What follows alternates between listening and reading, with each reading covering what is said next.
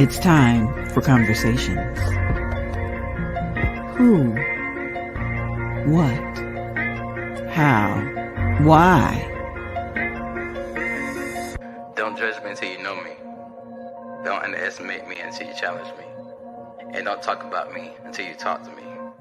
Or better yet, mind your business and stop minding mine.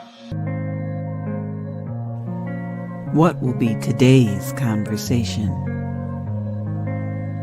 Understanding viewpoints, educating, and stimulating discussions. It's time to connect to T-Horne, your host. It's time for conversations.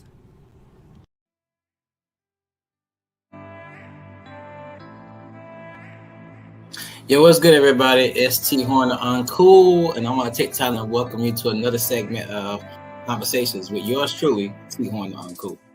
So tonight, oh my goodness, tonight. Y'all excuse my putting my little fidget spinner. Having a little bit of time with it. Tonight, oh my goodness, we're talking about a hot topic that a lot of people don't want to discuss. But guess what? We're going to discuss it today. So if you're in a relationship, I know sometimes it may seem like sometimes things just ain't fair. Women can do certain things that men can't do. Men can do certain things that women can't do. And sometimes you probably look at your significant other and be like, how is that fair? How does that even make sense? So tonight we're talking about the whole idea of the double standard in relationships. I'm going to be joined by a couple great guests tonight, but let's just talk about it for a second. Why is it fair if men and women are supposed to be considered equal in their relationships? Why is it fair for some women to get away with some stuff that men can't do? And some men to get away with stuff that women can't do? Because we're all equal. We should all be able to do the same thing, right? No. Double standards are a real thing in relationships, and there are reasons why a lot of relationships have so many issues. So we're going to talk about it today. And I want to hit a couple of topic points when it comes to that. I have a total of 8. My first one says, why, when men sleep around, they are glorified as pimps and players, but when women do it, they are considered thoughts and hoes. Why is that a thing? Second thing, why is a married woman who stays at home and doesn't work considered a homemaker, but a man who stays at home and doesn't work is considered lazy or a bum? We'll talk about it. Number 3, why is a woman who cries in touch with her emotions, but a man who cries is considered sensitive and weak? Number 4, how come women want to be treated independent and strong and equal to men until that requires them to do something manly that they don't want to do, and they switch up? What's up with that? Come on, girls, let's talk about that one. I really want to hear about that one because y'all still be talking about, oh, we equal, this and that and everything, until it's time to move a couch. You know what I'm saying? Next thing, why is it considered sexy or okay for women to be in homosexual relationships or perform same-sex acts, but when men do it, it's considered disgusting?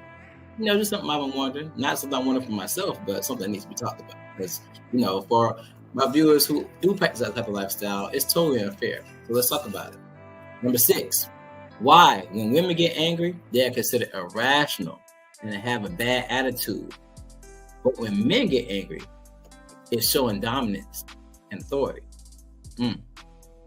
Number 7, why is it that society thinks a woman naturally supposed to raise a child and can do it alone, but a man can't? And my last topic I want to discuss is, why do women feel like a man is always supposed to supply their needs, but a woman can pick and choose when to supply a man's needs? Some good topics. I want to go ahead and invite my first guest onto the show, Miss Michelle Green, also known as She Green. The reason I'm inviting her to the show, she's a Jacksonville, Florida native. She's the example of what most people in society would consider a strong, independent woman, because, you know, she's single. She runs her own business. She has multiple streams of income. Has her own house, has her own car, makes her own money. You know what I'm saying? And, you know, really, let society tell it she don't need a man.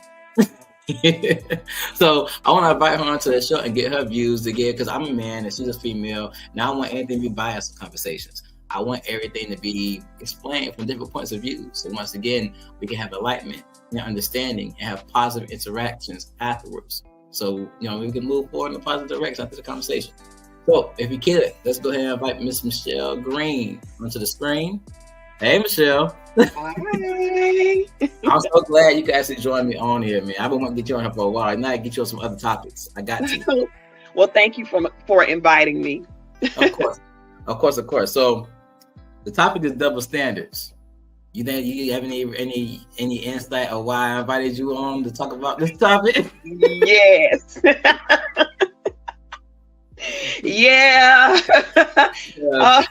Yeah. You've seen me in action as far as especially specifically to one of the questions that you already asked, but yeah. We'll get to it. So just tell me and let everybody who's watching, what's your view on, well, actually first we get into it. Can you tell us a little bit about yourself overall so we can know who we are and know why you're so qualified to talk about the topic? Sure. My name is Michelle Green. And I run a number of rooming houses here in the Jacksonville area. I do this basically by myself. It's a lot of manual labor, which I do by myself. And I am a single Black woman in a male-dominated, type of arena when it comes to dealing with rooming houses. So that's just a little about me. So let me ask you this. With that being said, you feel like you'd be kind of biased when you had this conversation about this stuff? I'm going to try. I'm going to really try. But I'm going to keep it real and be honest from my perspective. All right. Okay, cool. So, oh man, the first question is going to really be a hitter.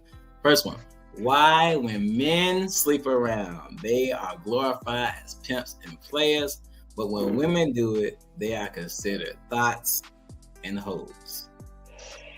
So, you want to talk on that first, or you want me to give my insight first? Yeah, go ahead and give your insight on that one. Okay. All right. So first of all, I'm gonna answer every question. Okay. I'm gonna answer every question starting out with "I don't think it's fair." Okay. You put it out there for the women watching, because they probably like, "Oh, yeah, man, he would be biased." I try my best not to be biased. I try my best to be understanding to both sides. But I don't know. I guess that has a lot to do with the whole thing of the pride of a man. Men are supposed to be considered the hunters, the strong ones, protectors, and I'm not saying it's okay. Because you look at me like, boy, ain't nobody trying to hear all that. No. You know what? I'm actually listening to understand your perspective. Real talk. Okay. All right. So let's say this.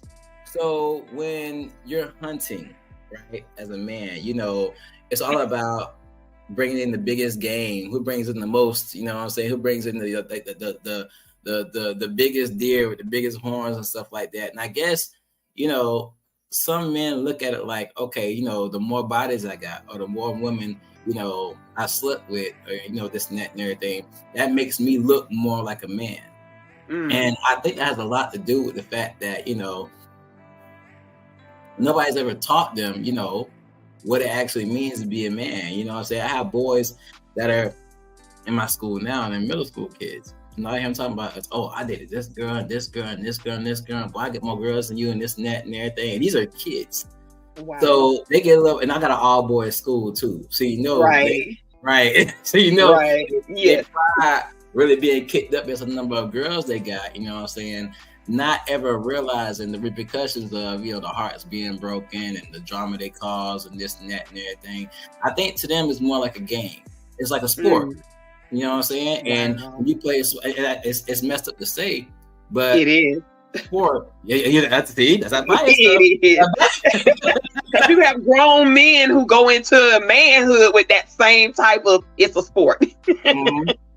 But when you play a sport, the main thing is always to win and be better than the rest. You know what I'm saying? Right. I mean, it's not a right way of thinking, but I think it's it's just the testosterone of us men, you know what I'm saying? Who can be the best? Who can get the baddest girl? Who can get the most girls? You know what I'm saying? Who can get in the girls' pants that nobody else can get into? You know what I mean? Right. Wow. Yeah. Okay. So, even to the point where if we have a woman sometimes, you know what I'm saying, that urge sometimes like kicks in and be like, you know, yeah, I'm in a committed relationship sometimes and everything, but there's that I guess that urge and that desire to still see if you still got it sometimes. Or to be, yeah, you know what I'm saying? Or to be like, you know, okay, you know, I'm not getting everything I want here, you know, so I can get this from somewhere else and still keep this and like have, you know, all your needs met. If they're not being met by your main girl, you can get them met by other girls, you know what I'm saying, to feel a sense of satisfaction, if that makes sense. It does make sense. So my question is, since that makes sense since that would make sense to a man, why wouldn't he understand when the shoe was on the other foot? See, and that's all you know, I mean, that's where the ego comes in. Right. And I agree. It is the ego thing because I've been known in the past. I have a very big ego. Very big. Yes, as does most men. Yeah. So I think it's the whole thing of the man's mindset when it comes to a woman. You know, right. Woman's supposed to be classy, a woman's supposed to be kept, a woman's supposed to be delicate, a woman's supposed to be beautiful and all that stuff and everything. And us men, when we got here and do this stuff we be doing, and I'm speaking from past, I'm not doing it now, but when we got to do things we doing, we know we be reckless. We know we be ruthless, you know? And it's just a testosterone pride thing. Like, we feel like that makes you the more ruthless, sometimes, the more ruthless, reckless you can be, shows a strength and a dominance and an authority to the point where people gotta respect it. Right, you know? I got you. Right. And then when it comes to a woman, it's supposed to be the exact opposite. Women are respected more for their beauty and their care and their compassion and their sexiness and, you know, just the softer things. According to who? And I'm saying according to men. I'm not saying that's what everybody thinks. That's the man mind frame. You know, okay. Because when I see, I'm not, like I said, it's not fair. But I know in the past, I've seen or talked to women that have, you know, a high body count and have sex with a lot of different men. And I'd be like, dang, you know, I don't do nothing with her. Or I may have done something with her and find out that she got a body count like that. And I'm like, yeah, I ain't mess with her no more. This and that and everything. It's like getting all those ideas like, oh, she a hoe, or she might have STDs and this and that. And she's for everybody. You know what I'm saying? She's for the whole community. Everybody can get to. She easy. All that stuff. You know what I'm saying? I mean, I'm just being real. I'm just being real. You know what I'm saying? But with us, it's more of a pride thing. It's not fair. But the fact of the matter is, what we don't realize as men is those same standards apply to us. We just don't apply them to us. You know, I've always wondered, why is it that men feel like, you know, their high body count isn't just as disgusting to some women? Like, I mean, I look at a guy who has a high body count as, you recycled. Don't no real one want no recycled dude either. Yeah. Like, anybody can get it, or you done been with anybody, everybody, street meat. No. No. Men look at it like that. Men look at it like, you know, hey, you know, I didn't been around. I'm experienced. I can show you some things, girl. You know what I'm saying? I know what I'm doing. You know? Okay, just like a woman can show you some things because she's had a lot of experience, but it's not looked at the same way, just as you say. Because a woman's supposed to be, I guess, when a man looks for a woman, like, okay, let me take this back, because there's two sides to that. Sometimes the men look at those women who slept around a lot and everything and are turned on and intrigued by them. Right. Okay? Yeah. So simply because of the fact that, okay, yeah, she doing her thing. So I know for a fact, if I get with her, like you said, the woman can show you some things. But that's not really what a man wants. A man wants a good time just for a moment. But when it comes to, okay, I want to make this girl my wife, I want this girl to be my family, I want this girl to be the mother of my kids. You don't want no woman that's been with anybody and everybody, because think about it. And it's the same applies for men. I know it does. But like I said, men really are gassed up off their pride. A woman may be like, okay, let's look at a scenario. Say you're in a relationship, right? And you're with this man and all that stuff. You didn't know, you know a little bit about his past, his relationship past, but not too much. And you run into a girl that he may have slept with in the past. And, you know, you're going to be upset about it. You're going to be hurt about it if it and all that stuff and everything, you know? Right. And a man is understanding that, like, hey, I'm sorry, it's my past. Just forgive me and stuff like that. But if a man is out with you and runs into a man you slept with, oh my God. Then you feel like you automatically tried. And you feel like the competition is on. Because then the questions start, how was the relationship? Was he better than me? Was he bigger than me? Right. Yeah. Why does that matter? It's always a competition to me. It's a game. Like, men are competitors. They are natural competitors. So that is crazy. Who wants to know that? Honestly, I'm telling you this. We don't want to know, but we want to know at the same time. We want to know because we want you to stroke our egos and be like, right. Ain't nobody bigger than you. Ain't nobody loving you. That's what we want. But we want to be real. But the thing is, women are a lot more honest than men are. No. For my experience, no. Y'all just think we being honest. We have a way of making it seem believable. Oh, Big Daddy. You're the best I ever had. Yeah, but that's what I'm saying. Until who's that? Yeah, no. Yeah, no. Yeah. And the Oscar goes to the Oscar goes to. But it's all about stroking the ego. You stroke a man's ego, you can get the world out of him. Right. But this bad to say, women do act. The Oscar goes to sister so and so until she get mad and turn the Oscar to grouch.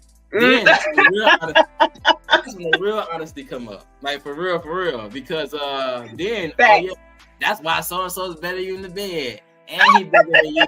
And blah, blah, blah, blah. You know what I'm saying? Men, we are so, oh my God. We are so. Listen, whatever a woman tells you in the heat of an argument is facts. Mm-hmm. Cause when we get mad, all bets off. We going in with just how we feel. And y'all have so much power in that aspect because y'all know for a fact that the men y'all want their ego stroked. And you know that's gonna be that's the gateway. You stroke a man's ego, you get, like you said, you get anything you want. But right. At the same time, it's a catch-22, a double-edged sword. It's a double standard in itself because at the same time, you know that's the same way to tear us down too.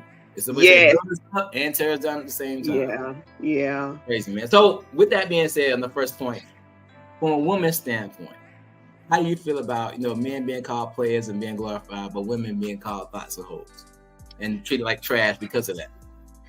Well, who's calling you pimps and players? Other men. Because us women, we calling y'all hoes. We calling y'all hoes just like y'all calling us hoes. You know, we calling y'all hoes too. You know what? I mean, yeah. Well, it is a double standard. It really is. It's a double standard. It's not fair, but I mean, it's all a matter of perspective and whose standpoint you're coming from. Because like I say, I don't want a recycled dude. But then again, when I get with a dude, I really don't care about his body count. I don't ask those questions. Everybody has a past. That stuff seems to matter so much now to men now. Like, I remember like 10 years ago, that wasn't even a thing. Because like I was aware of. Like I told you, men want to know that it's something about knowing that but do you really know though? That goes back to my point of saying I could sit here and say, oh, my body count is 4. Like, I mean, let's keep it real. Mm-hmm. Even if a female had a high body count, you will never really know for sure. I mean, she could lie unless you know her personally and you know the guys that she done slept with, and maybe she developed the name, out in the street from sleeping around so much. You only know what she tells you. Real talk.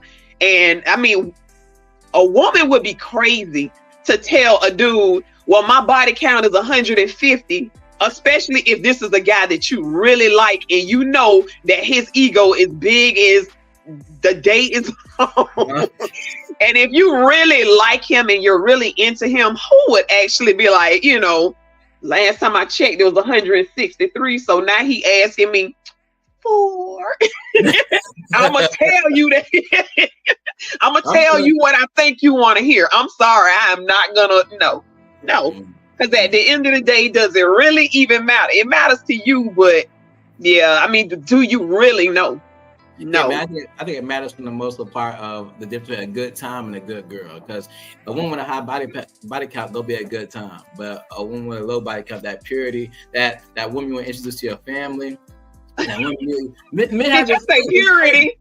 Huh? Did you say purity? Purity, yes. Man, what is purity in a man? I mean, like, what is what? Man, listen. You gotta catch him out of middle school talking about purity. Like what is purity? Did you say purity? Wow, that is truly out of middle school. Hey, we had a conversation started before we go to the next topic. Okay. She may not need a man, but does she want a man? Or somebody interested? Look at that. Oh, definitely. Who say I don't need a man? That shit is not. I'm sorry. I didn't mean to curse, but that's some bull. And any woman that say that she don't need a man, you a lie. I do. I want one. I'm just not willing to settle. So I want one and I need one. Yes. Well, let me go ahead and say I did introduce you as a woman that probably feels like she doesn't need a man because of all your accomplishments. Oh, gotcha. You know, that's probably got that from. But me and you have plenty of conversations, and I know for a fact, you know what I'm saying. Hey, she be shutting down, man. You gotta come correct with Miss Green because she be shutting down.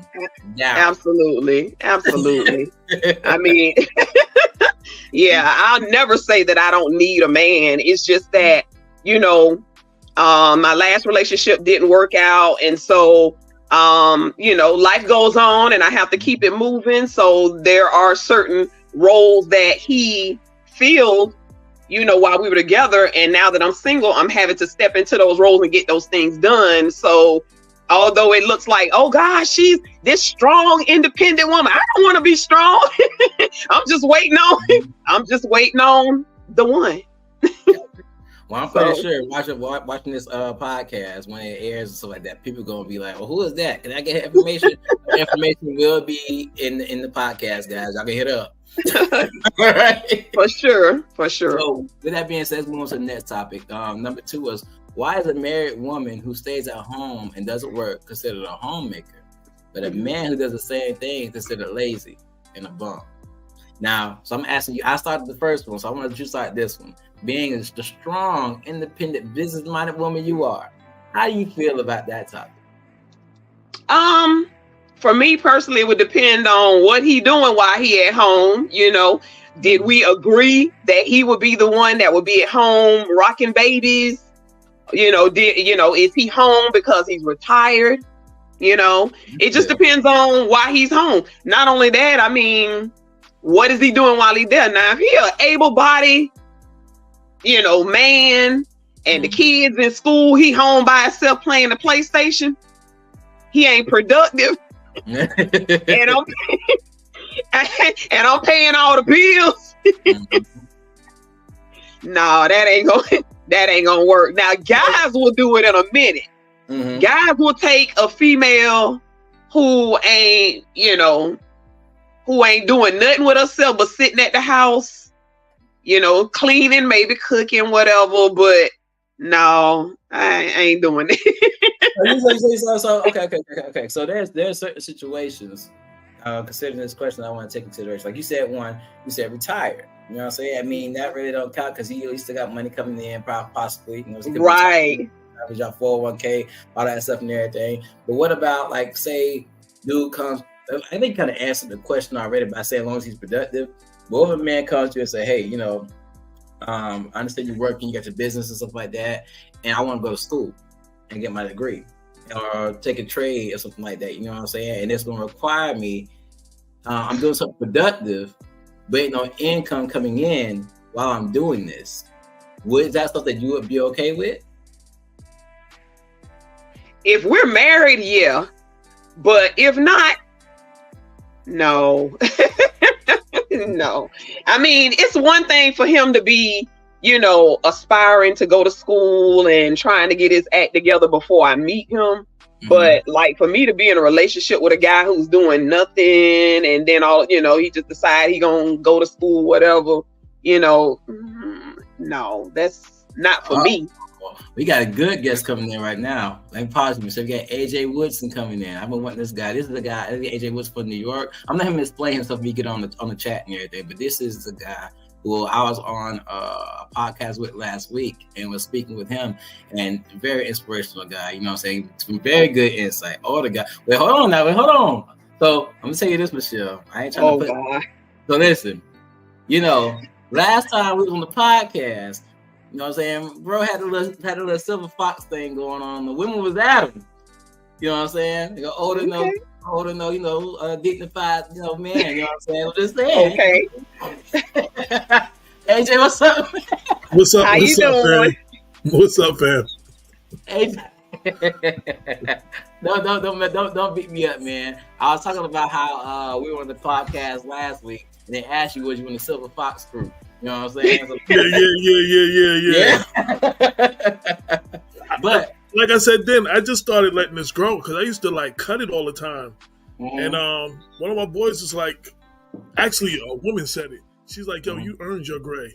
Let it show." So I just tried this out a little bit, and it seems to be Well, I'm keeping G with you. But they was acting on the podcast. Apparently, women like it, so keep it. You know what I'm saying? So hey, you know what I'm saying? Hey, they player. You know what I'm saying? Brothers don't admit it though, but we do a lot of things for women. Like, I mean, real talk. Like, when you're younger, you want to have money so you can get the women. You want to drive the nice cars so you can get the women. You want to have a nice job so that you can get your own crib so you can get the women. Like, a lot of stuff we do is to get the women. Like, I mean, and most men won't admit that. But I mean, it is what it is. I will. I remember I was in middle school. I mean, y'all think that because everybody know I do hip hop and everything like that. Y'all think that I just woke up one day this creative writer writing music like that? No, it started with me wanting to get girls, and that's where the rhyming started. Oh my god! Well, I mean, my god! When we came out. These artists don't understand how easy they got it. They got a music producer, they got a publicist, we ain't had none of that. I didn't know what publicity was. I was trying to get us in the magazine so the girls would see us.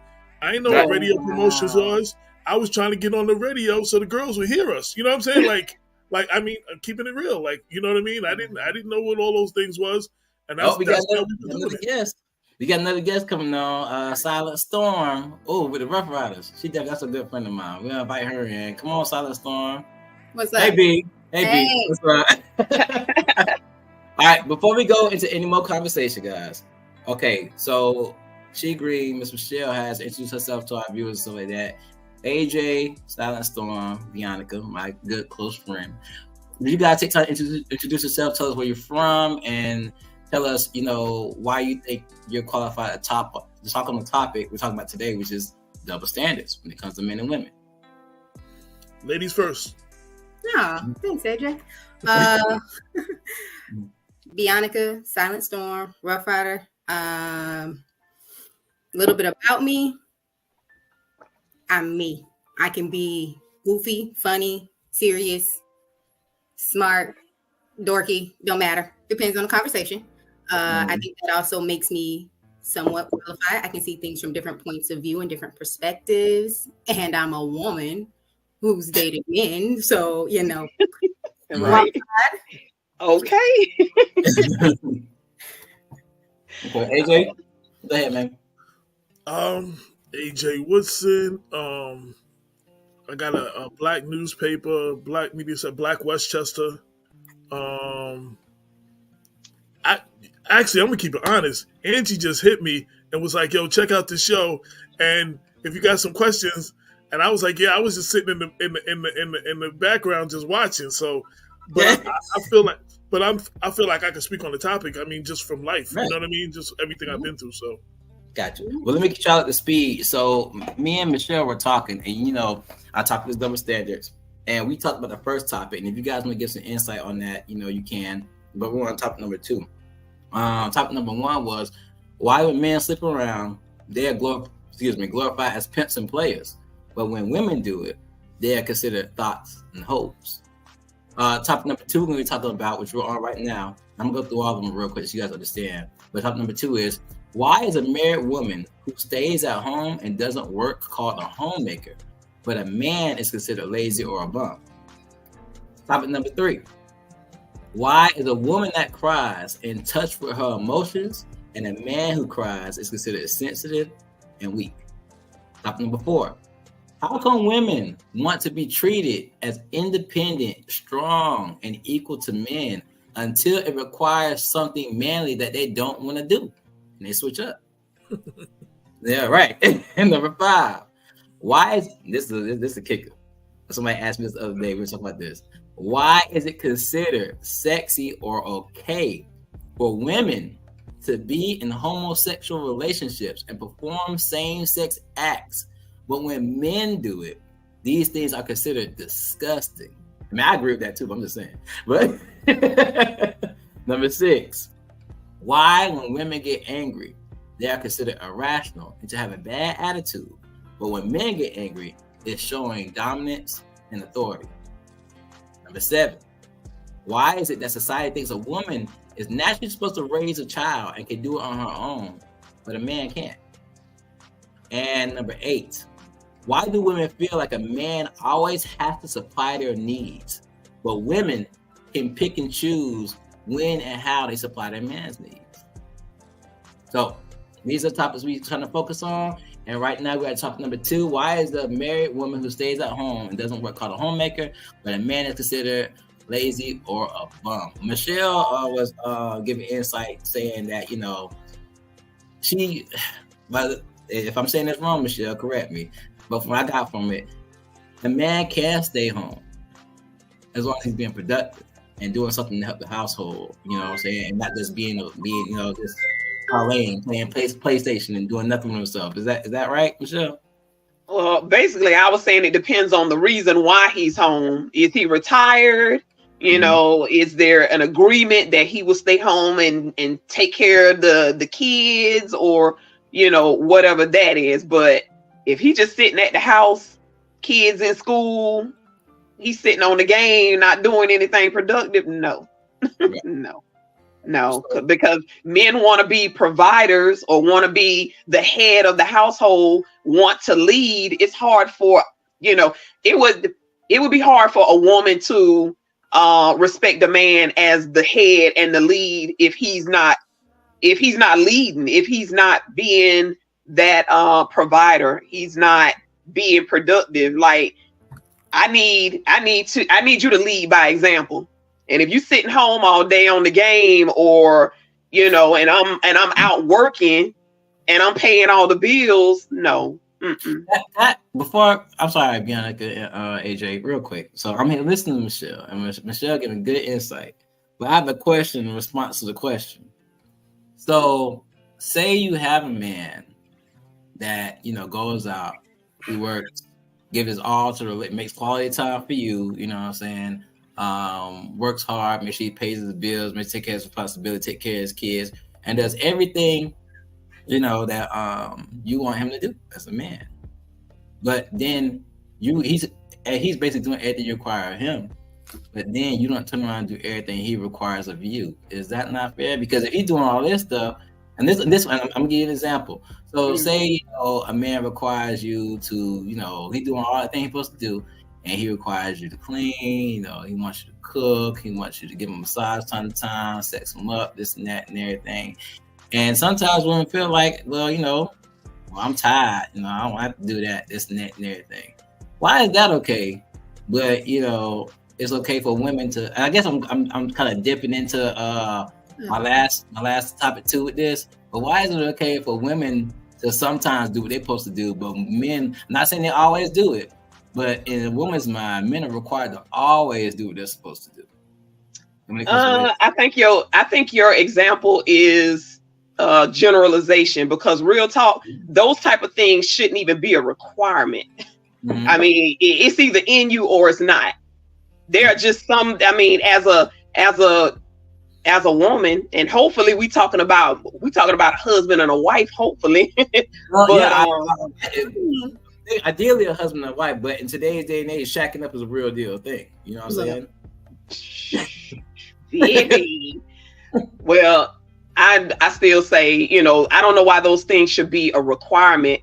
You know, you just have some people who are it's just in them to go above and beyond to make that other person feel a certain type of way, to always cater to the other person. Me personally, I've been in relationships where the energy was always reciprocated. If I'm gonna make sure that, you know, that dinner is done, that that your bath water is run, I'm gonna make sure your clothes ready for the next day, your lunch made, I'm gonna massage your back, rub your feet, all of those things. I did all of those things mainly because my energy was always reciprocated. So it's like I go hard for you and you always going hard for me. And next thing you know, it's like we in competition for who can, I ain't gonna say outdo, but it's like we were always in the energy of doing for each other in that way. That's how it should be, though. That's how it should be. Right. But your question was kind of like a generalization, like most women don't. Well, I don't know what most women don't do, but I know that all relationships aren't the same. What? Well, what? It wasn't. I said, you know, most. I thought you were gonna say, I don't know what most women don't do, but I know what I do. That's what I thought you were gonna say. Yeah, I do know what I do. Yeah. But, I guess it was a generalization. I'm just trying to, you know, because it is not. Because okay, I know for a fact, Bianca, Michelle, you guys are considered, and I don't mean no shade when I throw this, but you guys are considered, when it comes to the generations of today, to be an older generation of women. You're not old, but then again, you ain't no young teeny bopper and stuff. Yeah. So it's like some of y'all ways are more old school, like, you know, as far as, you know, how the old school ways of thinking of how a woman's supposed to be towards a man. Now, when you make that statement, I make it like more towards the women of today, of this generation, that I feel like a man got to provide, a man got to have all his money and this and that, and he just come any type of way. And all they got to do is have a pretty face, a begging body, and be on Instagram showing off, you know, sexy photos, and that's supposed to be all they provide. You know what I'm saying? And that's all that's required of them. Require is the wrong word. I guess I should say expect, because everybody expects something of the person they want to be with. You know what I mean? So right. Not required though. So expect is the word I should have used. Yeah, you guys want to give some insight, AJ, Bianca, on that? So you said a couple of things. Mm-hmm. One, man or female, the problem is when one side is given and one side is just taken. And that's with any relationship. That could be with you and your brother, you and your business partner, you and your spouse. If one side is always given and one side is always taken, at some point the person who's given is going to be like they're not getting nothing in the situation. Right. Secondly, the other thing you said, I can't generalize the whole situation on the men and women. It depends on them two people and what they agree and what works for them. I do know some men who hold it down, so their wife is working and she's going to get her degree or something, and they made the sacrifice. They agree, you know, he gonna hold it down and watch the kids or whatever, and he gonna make sure, and that works for them. You know what I'm saying? But it's got to be whatever you two decide, and then everybody holds their end. You know what I'm saying? And that's the bottom line. I don't care which way it is. And we got to stop listening to our friends that ain't got no man or ain't got no woman telling us what we need to be doing in our relationship. Because that's always an issue too. Like, I mean, like, how you gonna tell me what to do in my marriage? You ain't never been married. Like, I wouldn't take that shit. You ain't got nothing to take. You know why I'm listening to you? Like, you know what I'm saying? Like, You know what I'm saying? You know, that's my situation up. You know, so you asked like 4 or 5 questions. I'm trying to remember them all. And my thing is, I will let my sister speak though. Okay, go ahead. I get to talking. Forgive me, y'all. I get to talking. I just be rambling. I'm controlling it. Go ahead, B. Go ahead, do your thing. I think the actual question, to answer that, I would say that it depends on the energy. Each relationship is different, but I feel like it depends on the energy. Whether you're the man or the woman, I feel like I'm more old school than what I am, but I am looked at as older generation with what we have going on now. So as far as like the giving and giving and giving, we're on the lazy one, right? On the one about man being late, sitting at home and being lazy. Yeah. Okay. Lazy. So yeah, I really think that is circumstantial. I think it goes on both ends, whether it's woman staying home or woman working, man staying home, man working. It's lazy when you're not doing anything. It's lazy when you think that it's expected. You know, they expect the other party to go out and work, and then they think it's okay to just sit, chill, play games, do whatever. They're not trying to do anything to help compensate, whether it's a side job, cooking, cleaning, something like that. When you just staying there, you sleeping in, you waking up, playing, figuring out how to get to your friend's house, not coming back till umpteenth hour, whether you're the woman or the man, that's lazy. But if you are, you know, putting in some kind of effort, knowing that, you know, I can't bring in money to the table, but I can do something else, you know, that kind of offsets it. And again, I think that's woman or man. Gotcha. As long as both sides are contributing in this some way, contributing that both sides agree that, you know what I'm saying? Like, I could say I'm contributing, but if that's not what she's looking for, then it don't make a difference if I'm contributing. You know what I'm saying? Like, even no matter what I'm doing, if that don't work for her or she's not receiving that, there's a book called The 5 Love Languages. And what happens is sometimes you speak in Spanish and the other one speak in French. We all receive and give love differently. Just because that's how you receive love, that don't mean that's how the other person receive love. Like, some people need affirmation. Some people need you to be touchy-feely with them. You know what I'm saying? Some people need you to, you know,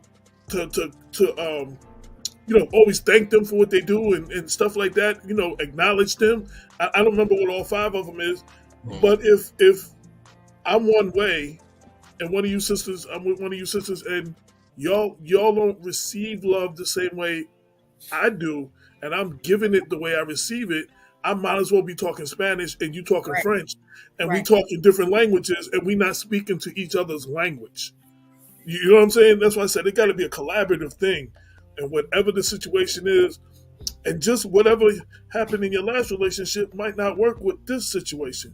Right. It's like all one thing I found out: all you sisters are different. What turns you on might not turn her on. Just because that drives you crazy, that might turn her off. You know what I'm saying? So you got to do your work. In that early point, you got to be exploring each other. You got to find out what the other one, what moves you. I want to know what moves you. You know what I'm saying? I want to know what drives you crazy. I want to know what, you know what I'm saying? I want to know what does it for you. You know what I'm saying? And then I'm going to try to do everything I can. Right. I'm going to try to do everything I can to make sure that I do it for you. You know what I'm saying? Like, you know what I'm saying? Like, yo, I'm not just going to assume because I buy you flowers every other day. Maybe you don't like flowers because they die. You know, maybe you don't like flowers. You know what I'm saying?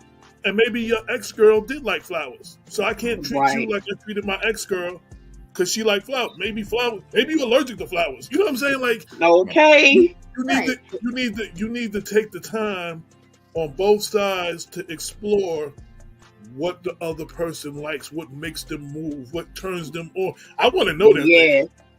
And I'm a little older, so any woman can satisfy me physically.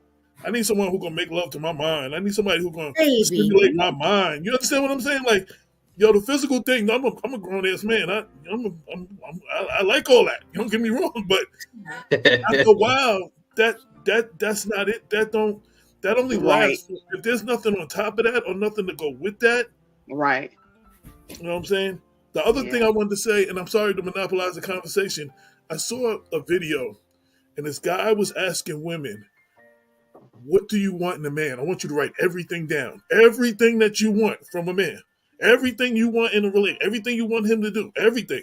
No matter how crazy it is, write everything down. Then he asks, how much of that are you willing to do? Mm.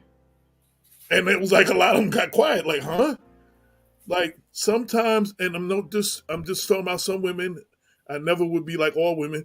There's some women that think they're showing up is their part. Like you, like Right. there's guys like that too. Don't get me wrong. I know more about women being like that. I don't deal with guys, so you know what I'm saying. But some women, no, but there's some women that think me being here is the prize. Yes. You know what I'm saying? Yep. And some dudes think they God's gift to women. Like you lucky you got me. Like, you know what I'm saying? Like, Yeah. yo, that don't work. That don't work. You know what I'm saying? Get to know me. Find out what pushes my buttons, what turns me on, what does it for me, what turns me off. You know what I'm saying? Get that time to know me, and then yo, I don't know if I'm making sense, but yo, Nah, you making sense. You making a lot of sense. Yes. But let me cut in right quick, y'all. We had a conversation started on the board. It says, "Why are men on the job reprimanded more harshly than?" I think that means they're trying to say why are men. I don't know if that one of them is supposed to say woman. All right, so is it? I believe it's why are men on the job reprimanded more harshly than women, or it could be the other way. There you go. Why are men on the job reprimanded more harshly than women? I can agree with that because even at my job. This is speaking real quick. So, my boss, she's a woman. She's a woman, and she's very good at her job and everything.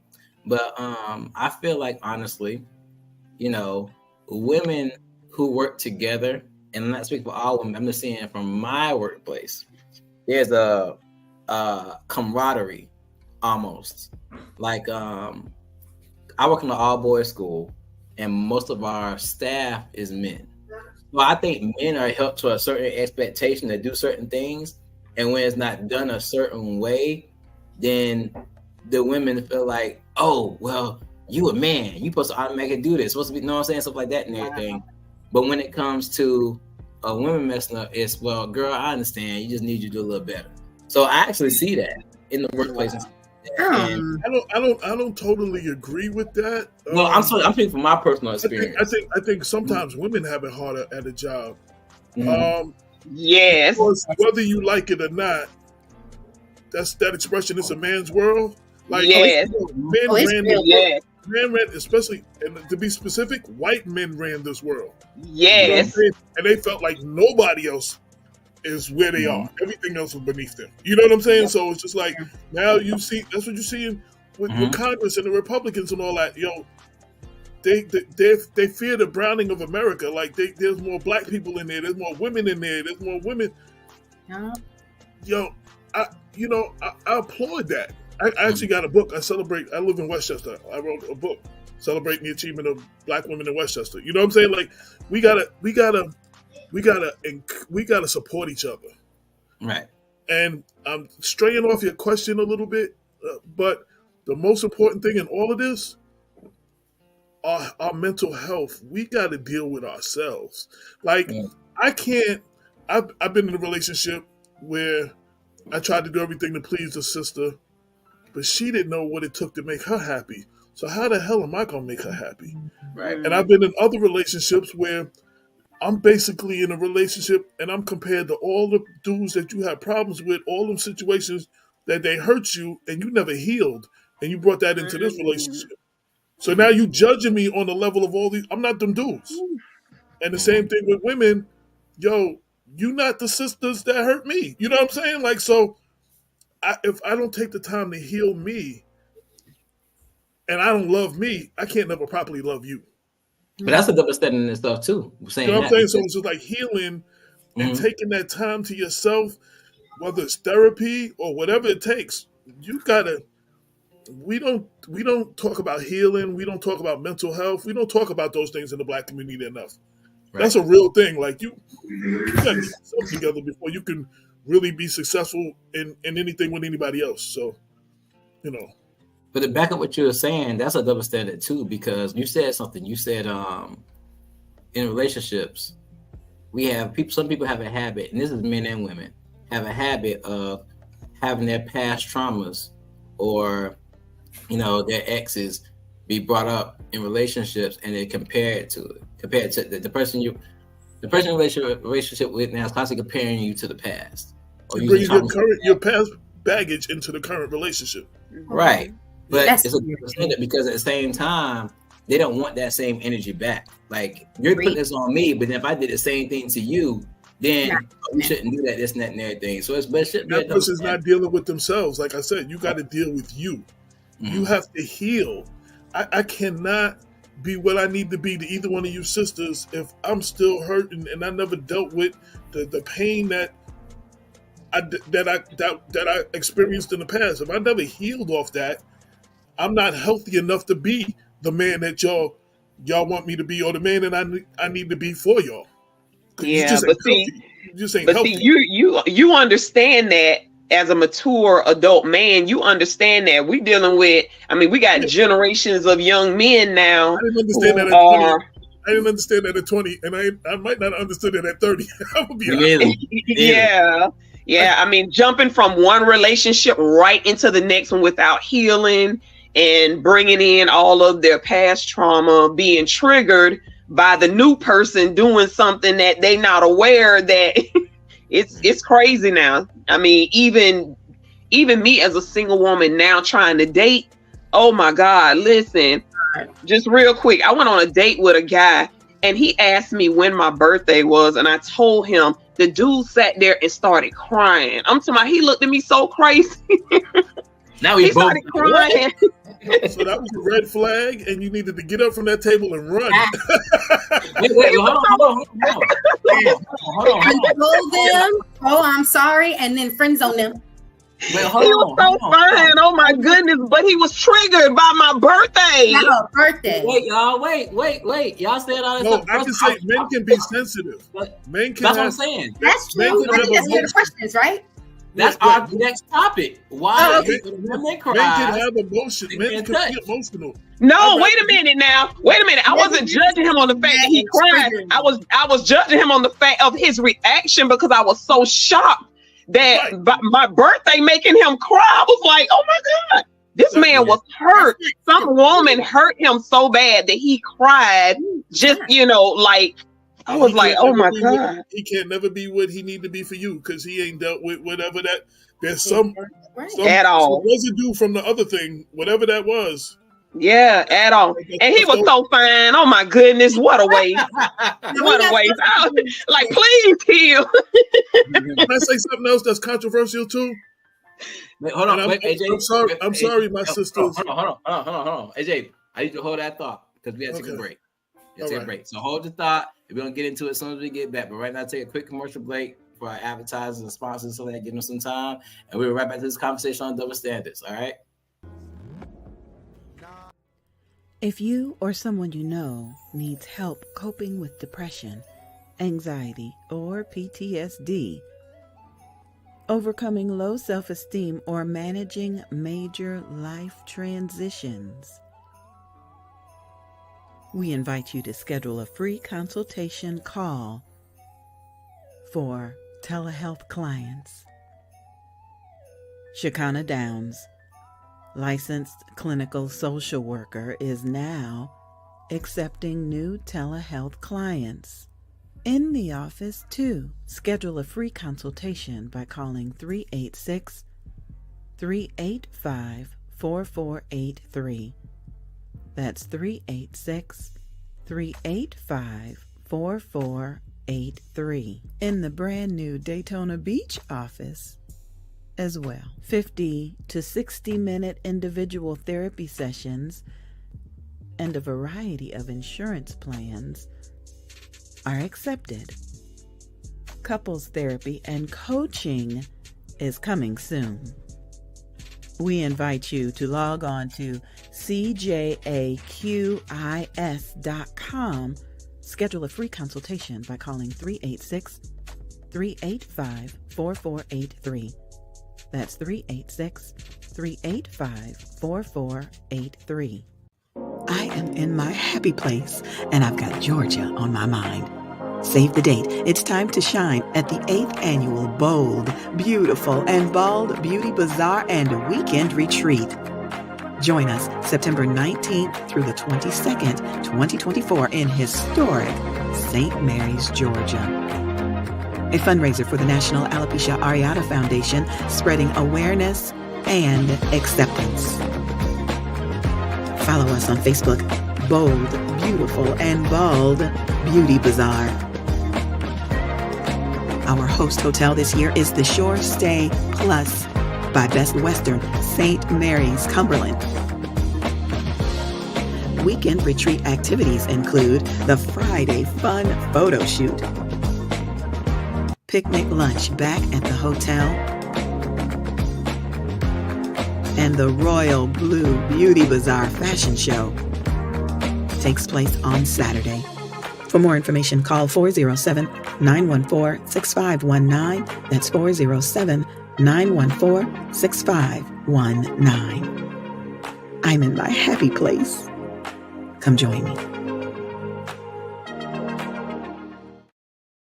Pastor Mary Hope and the congregation of It's All About Jesus and Me Teaching Ministry Incorporated cordially invite you to join us in our new worship service location. Just to stand for a minute and just be thankful for parents. And I don't know because they just like they know. Our theme for the year is Follow Instructions, coming from John chapter 2, verses 1 through 12. We gather together on the first and third Sundays of each month at 2:30 p.m. Join us at the Willie Gallimore Community Center, located at 399 Riviera Street, St. Augustine, Florida. For more information, please call 904-334-8849. That's 904-334-8849.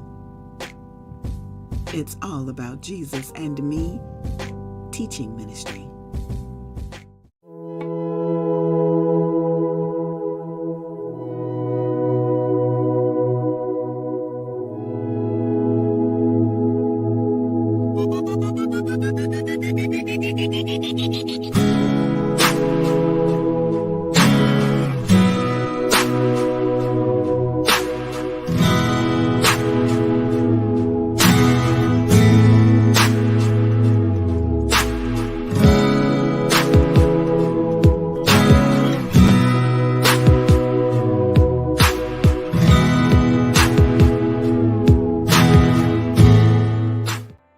Oh Lord, please step in. I shouldn't be running when you save me from what I'm running from. Sometimes I'm scared that I'm not worthy of your love. Lord, here's my issues. I step aside. Do what you do. Just know that I'm right beside you. See my issues, but you still love me still. And when I'm guilty in my living, your words are real. They catch me when I fall, and so when I call. Yo, what's up, everybody? Welcome back to Conversations with T-Horne the Uncool. I am the one, the only T-Horne the Uncool, and we're having a great conversation about double standards. We're talking about some real deal stuff and get some real deal insight to bring enlightenment, understanding. And once we get that enlightenment, understanding, we're going forth about these situations in a more positive way. I'm going to go ahead and invite my guests back, Miss She Green, Miss Silent Storm, and Mr. AJ Johnson. What's it? Welcome back, guys. Welcome back. So, before we left on the break, we were kind of diving into our third topic of discussion. Why is it when women cry, they're in touch with their emotions and feelings? When men cry, they say they're weak and sensitive. I think, AJ, you were saying something before we had something to say before the break. You remember what you were saying? Yeah, it wasn't on that, though, but it was just one thing as an observation. Okay. So, I notice a lot of my sisters out there, everybody's looking for this 100% man or this 10 that doesn't exist, and they turn down some good 7, 8s, and 9s that'll have your back and do everything for you, but because they're not everything, they not this 10 or whatever this image is that we have in our head that they should be. You know what I'm saying? And you might have a good dude that be good with your kids, or hold you down, do everything you want, but he's not that 10. And I think I think it's both on both sides though. But I see it a lot with my sisters, because I think men have unrealistic expectations going in. Yo, y'all should get hair real hard over there, like it just there's no perfect person. Yeah.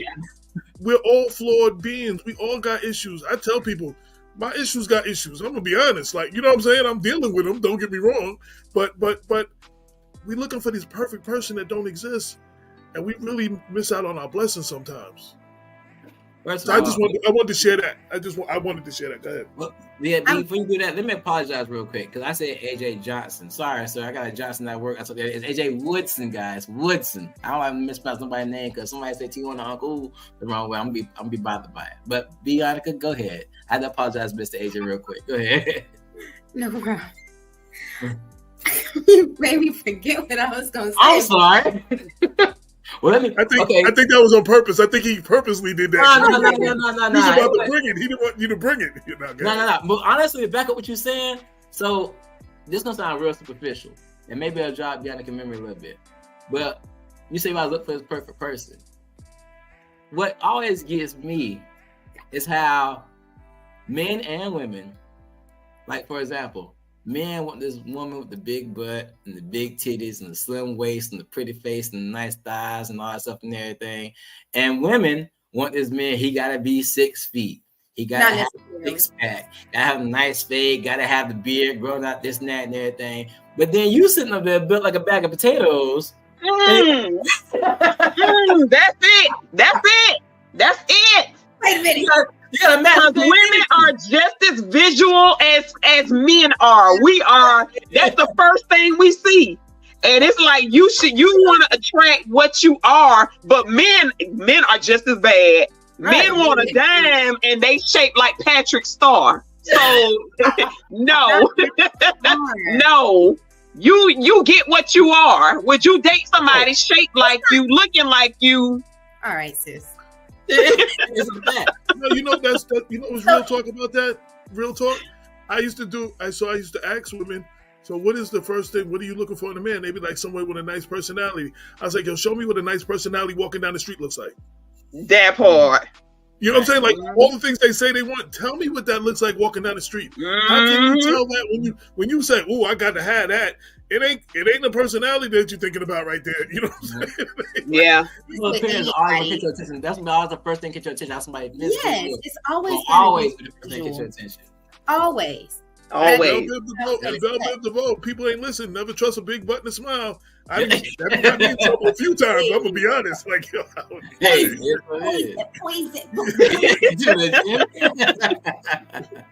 No, but then if that's the case, and I get that, and what y'all saying is 100% true. But when do you go and say standards versus what you're talking about?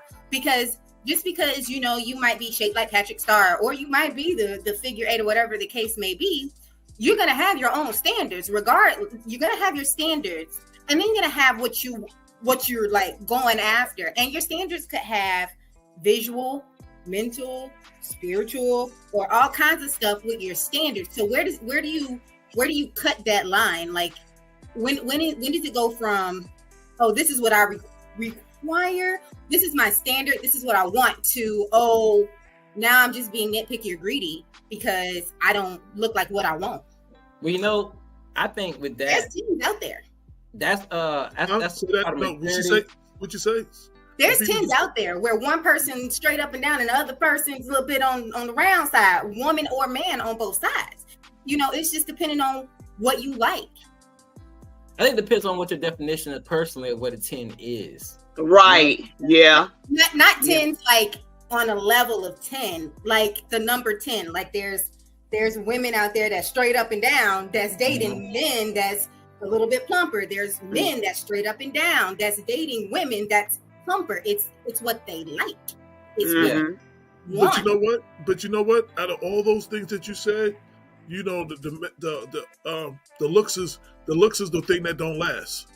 Mm. You know what I'm saying? Like the body. So if they ain't got the spiritual and they ain't got all those other things, the looks fade after a while. We get a little older. Things, you get a couple more pounds, and things be a little. They may be shaped a little bit different now. Yeah, but are you gonna give them a chance if they don't have those looks right out the gate? Right. If somebody does not have your preferential look, would you even give them an opportunity right out the gate? Or would you just say, "Oh well, I'm not gonna settle"? We don't take time to get to know people, and that's the problem. We don't. You see something, bang. We don't take time. I don't take time to get to know who you are. You know what I'm saying?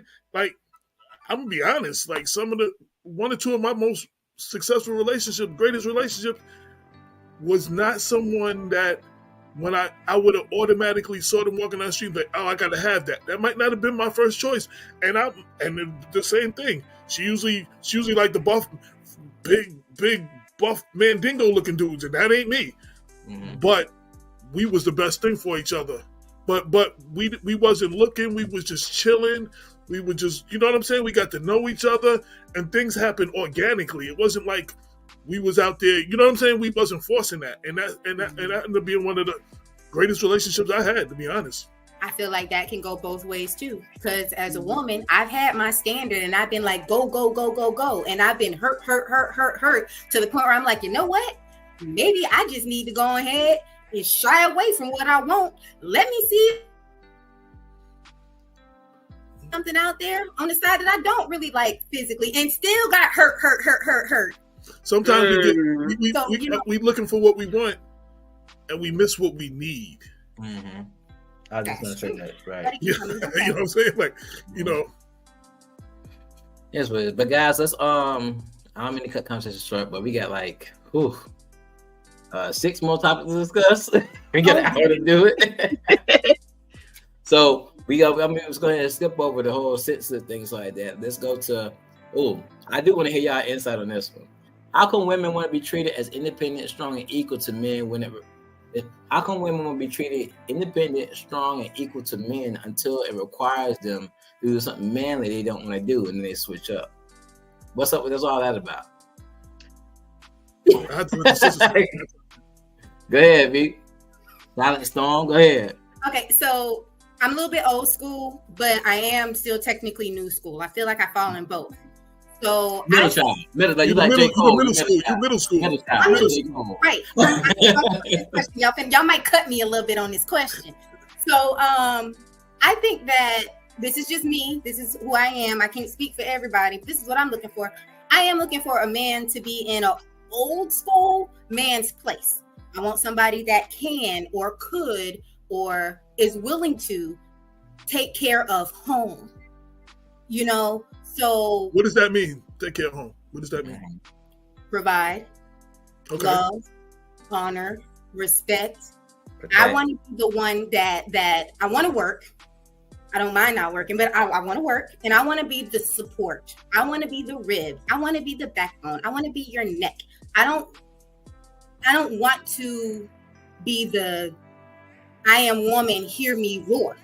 Because like you said before, that's like men get upset at I am woman, hear me roar. But then you do things like the first question, third question, where you just want to sit down and be lazy and you make the woman be I am woman, hear me roar. And then you get peed off when I am woman, hear me roar. And I act like I am woman, hear me roar. Well, can I say something? So something we're getting to later on. I'm listening here, I'm hearing you talk, and what I'm hearing is not from you, but I've heard women say what you're saying before, and it gets to the point where there's a double bind involved.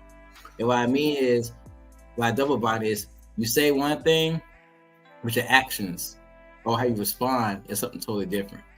And what I mean by that is, a woman says, and not just I'm saying some other women, not saying all women, but a lot of women I know have said, I want a man to provide and protect and honor and love and be this manly authority figure just this manly figure who just takes care of everything and makes them feel safe and all that stuff and everything. But at the same time, and this is where double bind comes in, we're saying that's what we want as women, not we, but you know what I'm saying. As women, we're saying that's what we want, but then when we get that, and a man tries to lead, it's, oh, you just want me to do what you tell me to do, or you just want to control me, or this and that. So how can the woman say I want all that stuff from a man, but then when they get that, they have so much backlash toward that man, because then that now is I'm being controlled. Now you want to be submissive and this and that, and they fight against it. Even though the Bible tells a woman to be submissive, not saying the woman to be a man's slave, but a woman should have some sense of submissiveness about her.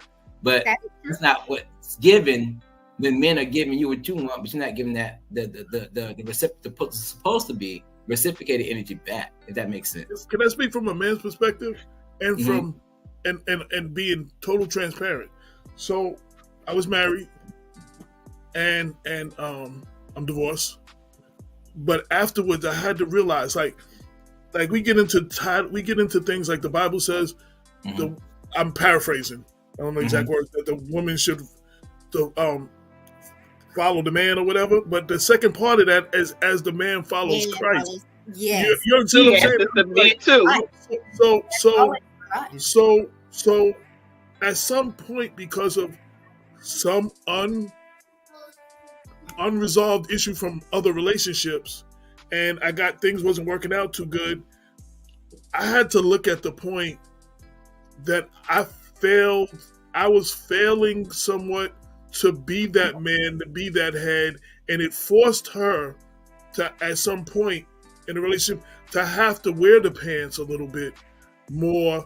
And you know what I'm saying? And, you know, but it's like you have to play the part.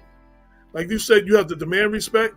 You have to play the part. If you fall, too many men fall out of their rightful position, and they force the sister to have to wear the pants, to buy the bacon and fry it up in the pan and all those other things. You know what I'm saying? And still work. And still work. Mm-hmm. And you know, at some point in that relationship, I had to understand, and I had to deal with me, that I was slipping a little bit in that part, and that was part of the cause of the failing of the relationship. Wasn't the whole cause, but that was part of the cause. And then sisters sometimes don't understand. You can build your man up or tear him down with your words. As I was already feeling a certain kind, already feeling a certain kind of way, you know, midlife crisis, whatever you want to call it. You know what I'm saying? Her words on top of that wasn't helping. Yeah, you know what I'm saying. So, but I still had to look. I had to look at my role in that situation. Well, and I'm sharing that. I'm sharing that to be open, because we talk about what the other one didn't do, or what the other one's not doing. But what is your role in that situation? Right. Are you doing everything you should do, male or female? Right. You know what I'm saying? So we don't deal with that part. And until we do, so, you know, I had to talk to my pastor. I had to talk to a few people. You know what I'm saying? I had to, and I got it back on track. You know what I'm saying? But I had to deal with that, though. You know what I'm saying? And a lot of men don't want to deal with that. Well, right. Okay. A lot of men won't admit that. And I'm saying this on camera in front of y'all and whoever's going to see this, because some young man needs to hear this. But I hear what you're saying. I hear that, and I feel you on that. But I'm gonna use me and my wife as an example. Everybody who knows me knows I love my wife to death. She's my everything. You see my picture in the background. Y'all can see it right there. But me and my wife have an ongoing joke where, you know, my wife is used to being, you know, the independent woman, because she's been with men that she's generally had to take care of because they weren't doing their part. Living in house. Right. And when we got married and we got together, it stopped being like that. I'm like, hey, you know what to do. You ain't gonna take care of me. I'm gonna do my part, because I guess I here and work. I take care of my kids, take care of my business responsibilities. I will go broke knowing my responsibility taken care of and be straight. I'll be sitting right here broke with my bills paid, my kids taken care of, my wife happy, we good to go. As long as everything's taken care of. Mm-hmm. So we have an ongoing joke where, you know, my wife used to be an independent woman. So, you know, sometimes she's doing things in her way. and I tell her, I'm like, hey, do this way, or do that, or listen to me, this and that and everything. And we have an ongoing joke. All right, if you don't listen to me, something will go wrong. You know what I'm saying? And majority of the time, I'll say do something and she'll do it her way, and stuff go wrong. I'm like, didn't I tell you? Just because you don't be submissive, you don't want to listen and stuff like that and everything. That's really hard though. Yeah, I'm using her as a joking example, but in real life, there are situations where there are some men who are doing the things they're supposed to do, who are in their place as the man of the house in the relationship, the father to their kids, the husband, and do everything they can to love their wife and provide house, but they still get that back talk. They still get that unsubmission. They still get disrespect. So what about in those situations where a woman just feels like, oh, you can't control me. I've been doing this way so long, ain't no man's gonna come in and tell me what to do and blah, blah. You know what I'm saying? I'm talking about those situations. Yeah, but that's still not dealing with the past, and that's still in that situation. That sister always had to be the one to wear the pants. Mm-hmm. And now you're telling her to relinquish that and rely on you, and she's probably had a situation where she ain't never been able to rely on no dude in her whole life. So it's kind of hard to just change, but that's where you have to understand the situation. I was in a relationship and the sister had been sexually abused by her stepfather. Mm-hmm. You understand what I'm saying? There's a whole bunch of stuff that follows that and behavior that follows that. And I had to look into that and understand, so I could be there for her in such a way that she knew that she could rely on me. You understand what I'm saying? And that wasn't no 1 or 2 day thing. That wasn't no 1 or 2 conversation thing. That took a period of time. But over a period of time, she saw that I only had her best interests at heart, that I loved her to death, and there was nothing I would do for her or let nothing happen to her. But she had to get into a place because of everything she'd been through before me. She'd been abused. Every dude either, messed over her or hurt her or physically beat her. You know what I'm saying? Like, there's a lot of scars, and we all got scars. You understand what I'm saying? We have to learn to love each other beyond our scars. And that's something we don't get. Like, there's no more till death do us part. It's till death till I get bored or something. Like, you have to learn to.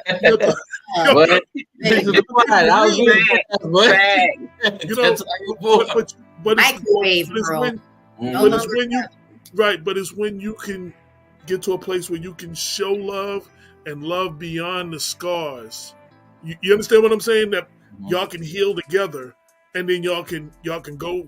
But to expect a sister who ain't never had that, and I'll go even further. You have sisters who have never seen that in their life, and then they see their mama ain't never seen that in her life.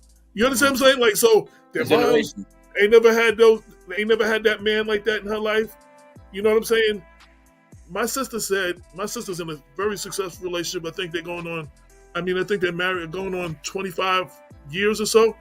She said, my father showed her the example of a real man. So when she got a man, she looked for a man that resembled that. And they have a very successful relationship. Not all women have that man to show, that man in their life, that father figure, to show them what a real man's supposed to look like, that treats their mother a certain way, and they have that as an example to pull from, and then they never had that in their life, and then you expecting them on day one to be that for you, and they don't know how.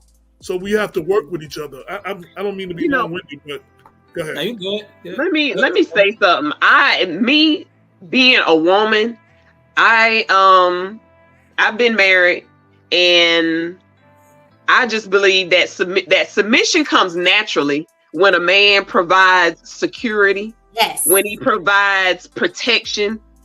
You won't even have to tell her, I said do this, or you need to listen to me. You need to do this. When you provide that security, and you provide, once you to where she can let down the boundaries and feel safe and know that you got her, she'll submit naturally. I know that. I've done that. And I was a single mom for a long time. And that took some getting used to. But after a while, I'm like, damn, this dude really got me. This dude really loved me. He provided security. He provided safety to where I could just be soft, you know? So, I mean, I get the whole, you know, submission thing and whatever, but I just believe that it comes naturally over time. I think and it's all about how you lead. It's all about how you lead. And that's what I'm saying. You have to show, you have to earn respect. Like, right. you don't just walk in the door and you're going to respect, okay, he's the man, so I'm going to respect him. If he's not worthy of respect, you're not going to get it. You're not going to respect. I've had women that were not worthy of respect. And I'm not disrespectful to women, but I had no respect for her. So there was no way I just really couldn't respect her because of who she was. Right. Yeah, we can't go. We got no future. You know right. Right. All about how a person shows you who they are. When you see who they are, you move based on that. Not what they say, what they do. Yeah. I get that. But at the same time, I'm like, sis, I agree with you 100%. And I do think, again, call me old school, I believe that it has to start with the man. Point blank, period. Absolutely. But when a woman's been put through A, B, C, D, all the way up to triple Z, you know, it does take that time to get used to it. But even after you get used to it, you become submissive. You still figured out qualities about yourself as a woman that you don't want to let go. You don't want to. You don't want to not work. It's not about right. But now I like that about me. Right. You know, you might not like to be in the kitchen and cook. That's fine. You know, you might not. There's things that you find out going through your journey that is not necessarily a hindrance anymore. It's just who you have now become. Right. And that's okay, but it's still okay. And that same woman can still be submissive. That same woman can still say, you know, I'm C first, and still get knocked down. That, you know, she might listen to you a little bit more. She might in her corner be like, you know, I should have listened to my husband, and or maybe even my boyfriend. But there are certain things that you just get as a when you're going through your journey that a woman just still doesn't want to let go of. With time and maturity. I understand that. Yeah. But there's a conversation starter, guys. It says mental health in women is regarded as that time of the month. Men keep it to themselves. What do we do? So that's more of a thing, like going back on question number 3, like we know for a fact when women going through their time of the month, they really emotional and stuff like that and everything. I think that was more of a stereotypical thing because yes, very stereotypical. Yeah, that's a conversation gonna get you in trouble. That's a conversation no woman want to hear. Like if she's expressing her dissatisfaction over something, and you say, "Oh, it must be that time of the month." Thank you. Real, like, yo, thank you. Like, bring your neck here because I'm finna squeeze. That you can't blame that. And then call it mental health. They call your time of the month. They call the time of the month mental health. Right, but just like I said, you know, some women could cut with their words and tear down their man. Yo, if you say certain things to me, I can't respond a certain way. Like you put me in the corner where this is the only way you cause that. For every action there's a reaction. You know what I'm saying? So it's and then there's another action. If you coming at me a certain way, you're gonna come back. I mean, it's a reaction. So, you know, if you start that conversation with, "Oh, it must be that time of the month," you're not gonna get too far in that situation.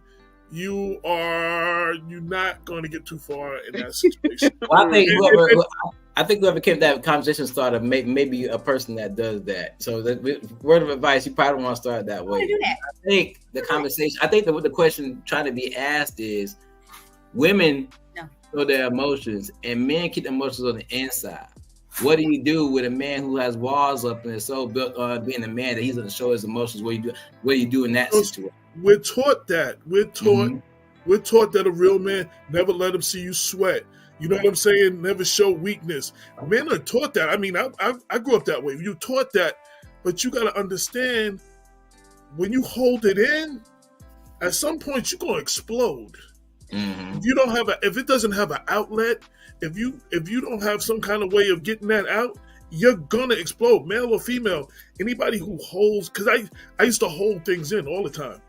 You know what it got me? High blood pressure, and a whole bunch of other physical situations. Like, you got to let that out of you. You got to get you got to let it out. But so, you got to know how to express it, though. And see, I want the type of man who is emotionally balanced, and who's not ashamed to show me that side of him, but because men deal with so many chicken heads who call them weak and talk trash and whatever, they don't open up. It's like, I don't think I've ever been in a relationship where a man has opened up emotionally like that. Like, no. That goes like, I'm sorry. I met a woman. Can I say one thing? I met a woman. I met a woman who said her husband came home and said, they should probably try some sort of therapy, for their relationship. And she called him a weak ass man. And I'm like, and she disrespected him.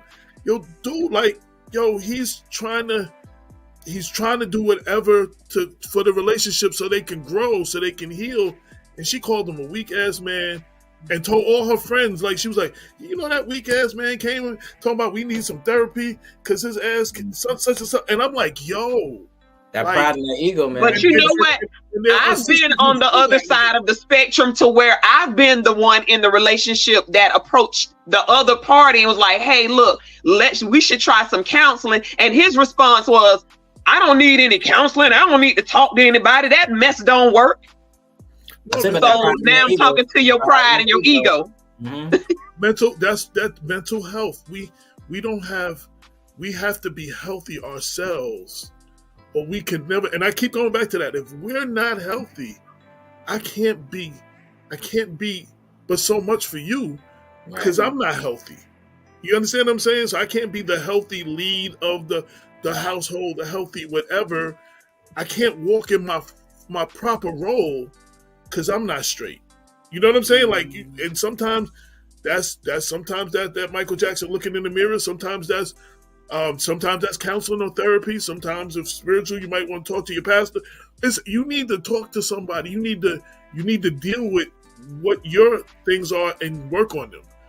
So is this why guys always congregate with their homeboys so they have an outlet for those type of things? We do that too, sis. Sometimes I know we do. But there's a difference between your homeboy and a real friend. Because I had a friend who came to me and he was talking about his marriage and what his wife did. And I said, well, what did you do? Nobody else, none of his other friends was telling him that. They was all like, oh man, don't take that from that chick and all this and that. And let's go hang out and go to the bar or whatever. And I'm like, yo, in that situation, what did you do? What was your role in that situation? She didn't do X, Y, Z. And then she didn't tell me. I said, did you tell her X, Y, Z? He said, no. I said, so, like, you faulting her for something you ain't even doing. It made him look at his role.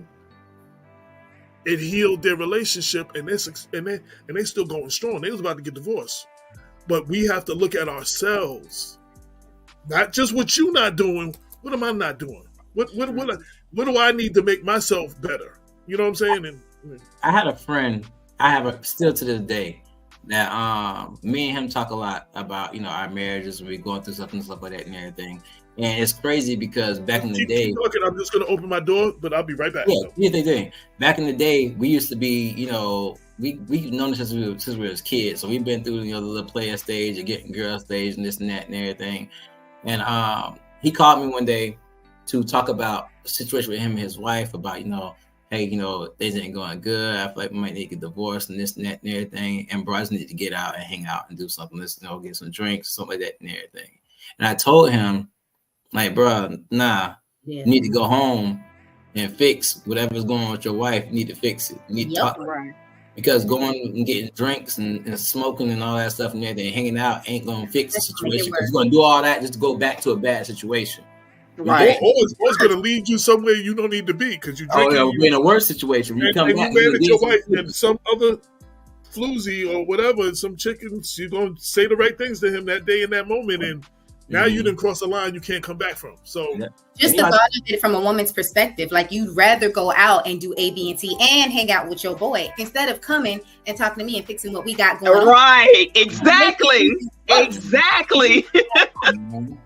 And that goes both ways too. That definitely goes both ways too. You know, right.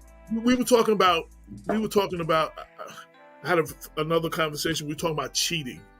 Cheating isn't always having sex with another person. Cheating is when you are giving something to someone else that you are not giving to your wife. So if you have conversation that you can only have with your boys that you don't have with your girl or your wife, or you have with another woman, I'm sorry, that you don't have with your wife, you're cheating on your wife. And vice versa. When that woman is only sharing it with another dude, and I'm saying there's no sex, there's no kissing, there's no nothing, but just sharing the emotional part inside of you, something, and you're sharing it with another male that is not your man. Right. That part is cheating as well. Baby, look. Yeah. It's a lot of men that don't understand that. Like, that's one of the first things that I talk about in coming into a relationship. Like, point blank period. You already know, hey, with me, it's not sleeping with another woman. If you, and I believe it could be a male or a female, even if you are straight or whatever the case is, you can cheat on me with a female. You can cheat on me with a male. It doesn't matter. If you are giving someone time to be in home. The world we live in. Especially if you're in Atlanta. I'm sorry. I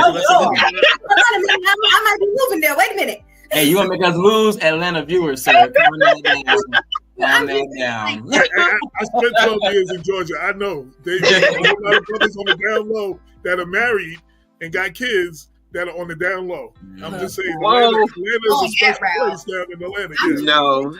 Like that intimacy that you're giving and your partner is yearning for it and you're not giving it, you're cheating. You're giving the intimacy to someone else. Exactly. Yes. That's a really hard concept for a lot of people to understand or to get.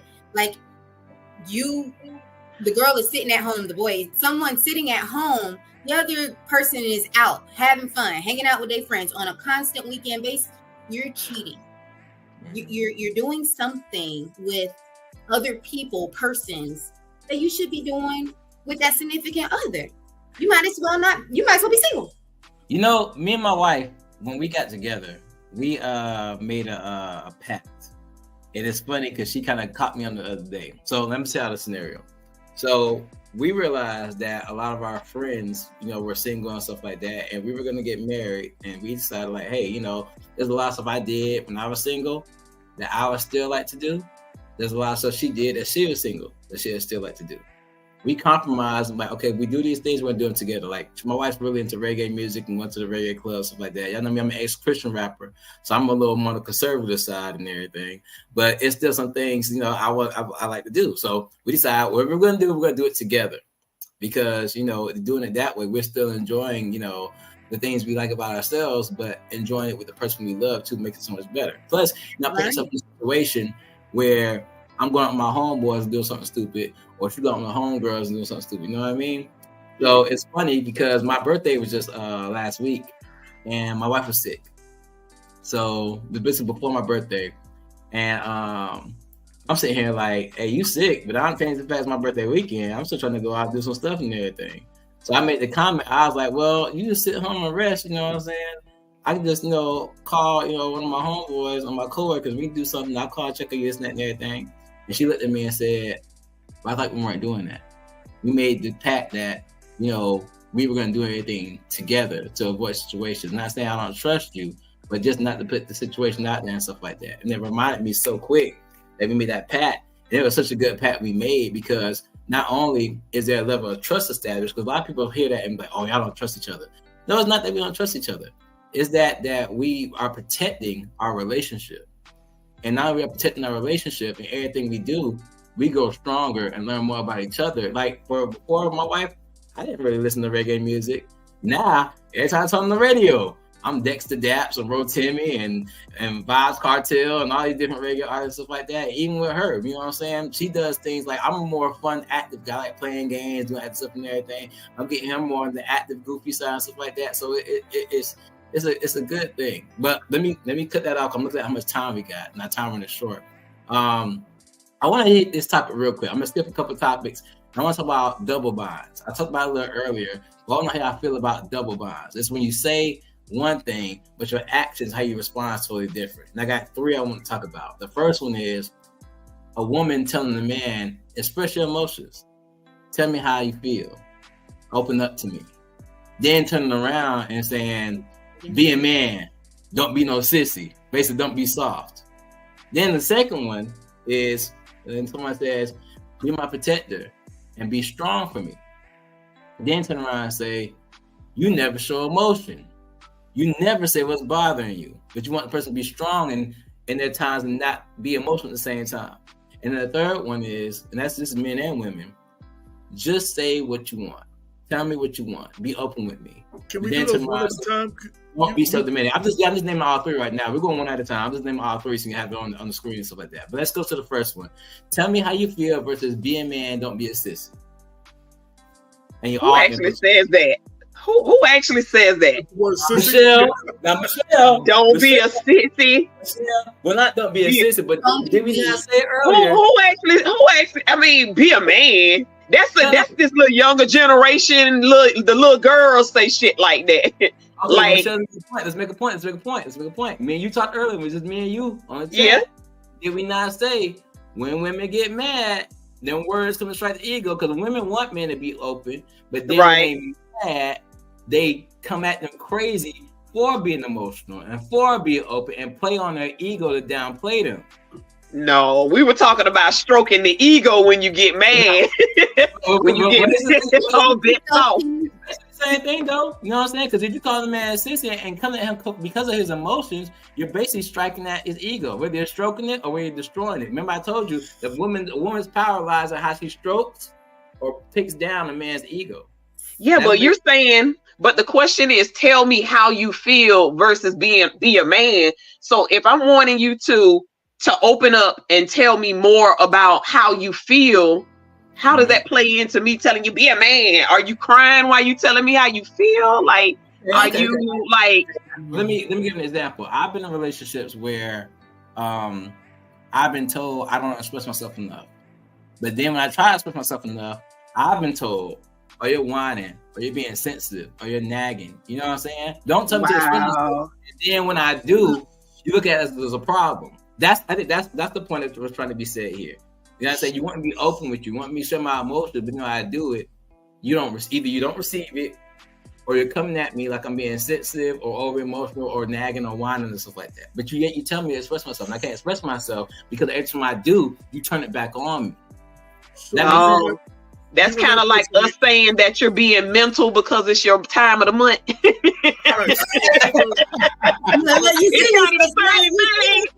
where I'm going with it? Oh, that sounds real familiar. It's your time of the month, boo boo. I didn't say it now. The person who said that to you is not for you. But let me just say, they don't know what they want. I'm confident, and the person who got offended, I'm confident in myself as a man. Mm-hmm. You know what I'm saying? So when my mom was dying, I was crying like a baby. I ain't gonna lie. I bawled out like I didn't even know I was capable of doing. I bawled out of control. But that don't make me no less of a man, and I don't feel no less. But see, someone who gets offended by that, that's something that they dealing with. Like, you know what I'm saying? Like, I'm confident. I know who the hell I am. And a real man expresses all emotion.